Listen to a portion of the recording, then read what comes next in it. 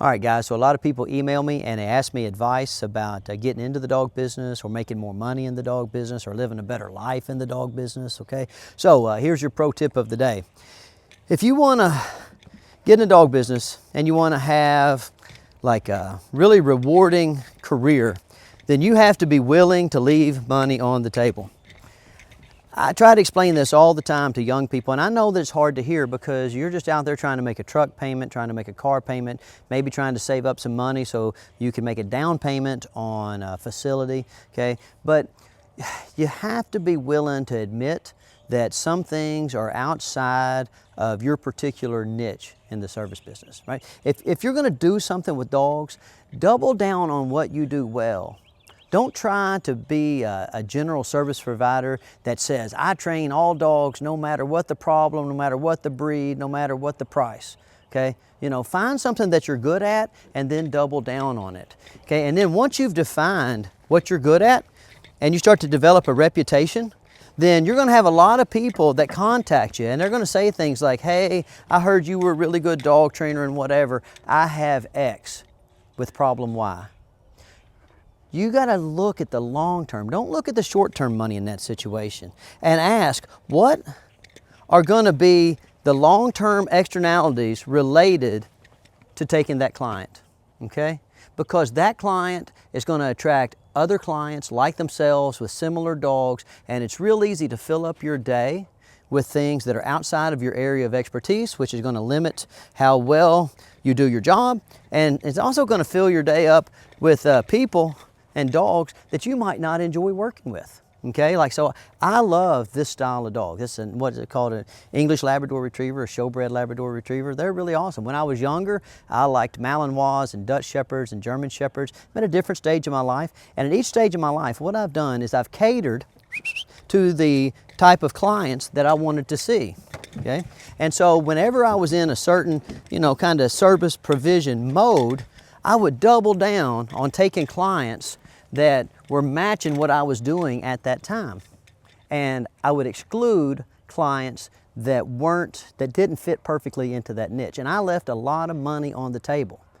But what I was able to do in the long run was I was able to string together a whole lot of really satisfied clients, okay? And I was able to get up every morning and come down here and do the type of work that I enjoyed doing at that stage of my life, okay? So leaving money on the table in my younger years allowed me to develop like some very specialized expertise with certain kinds of dogs because I was getting up and I was working on the same goals every day.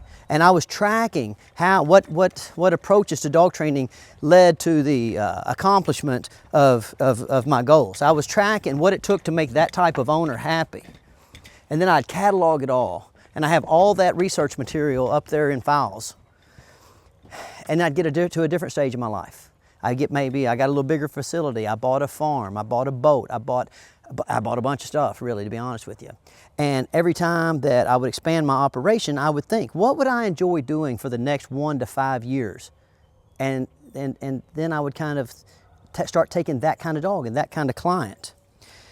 So tailor your dog training to what you're really interested at a given time. That way you can master something. It takes a while to master working with this kind of dog, to master talking to the kind of person that buys this kind of dog. Okay? Hey, and then when we're talking about leaving money on the table, I'm not just talking about the types of dogs that you're training, okay? I'm also talking about the types of owners that you're willing to interact with, okay? And this is really hard, but trust me, when you run into an owner that gives you problems in any way, finish whatever contract you have with them. Make sure they end up happy. Do what you said you would do. And then take and put them over in a file where they go, we call it here a naughty list, right? So if I'm working with the dog and the dog's doing great and the owner gives me, I'm talking even the slightest bit of problem, they go on the naughty list, okay? Hey, and so then they never get to come back. It doesn't matter if they offer me $1 million, $10 million, if they get a new dog, if they get 10 dogs, because life is too short to be dealing with people that you don't want to deal with, especially when you know that you're a top-notch service provider, okay? Hey, and then here's the real key to the naughty list. It's networking, okay? So if you start to notice that there are certain people going on your naughty list on a consistent basis, then it helps you whittle down who you're going to work for. And so the problems get less and less. And the naughty list doesn't have to get added to very often, because you get to be an expert at not only what type of dog training that you want to do, what you want your dog training day to look like, okay, but what you want contact with the owners to look like, okay? So when I get up every day, I want to come down here and I want to work with dogs that I enjoy working with, doing the kind of work that I plan on doing for the next year or 2 years or 5 years, right? And I definitely am not going to let the fact that I have some kind of personality conflict, and it's not always the owner's fault, it's just that maybe we just don't see things eye to eye. Maybe I don't like the way they email. Maybe I don't like the expectations they have for their dog. Maybe I don't like the fact that they signed up for an exercise intensive course and they don't want to exercise their dogs, right? It takes almost nothing to get put on my naughty list. But what that does is I know it sounds kind of mean, but what it does is it allows me to maintain my reputation as a top-notch service provider. That way I don't get myself in situations where, like, I don't like doing the work. I don't get myself into situations where I have to modify my approach or my system. And I don't let people hire me that, somehow or another are not going to have met expectations, because happiness in the dog business, whether it's with a dog or whether it's with a service provider, ultimately boils down to having met expectations, okay? And so what we're after here is we're after met expectations. So if you want to have a life similar to mine, and I'm not saying that mine's the best, but I do have a nice facility and I do have lots of nice stuff and it's all paid for, right? Key, it's all paid for. Don't get into debt if you can keep from it. And if you get into debt, pay it off as quickly as possible.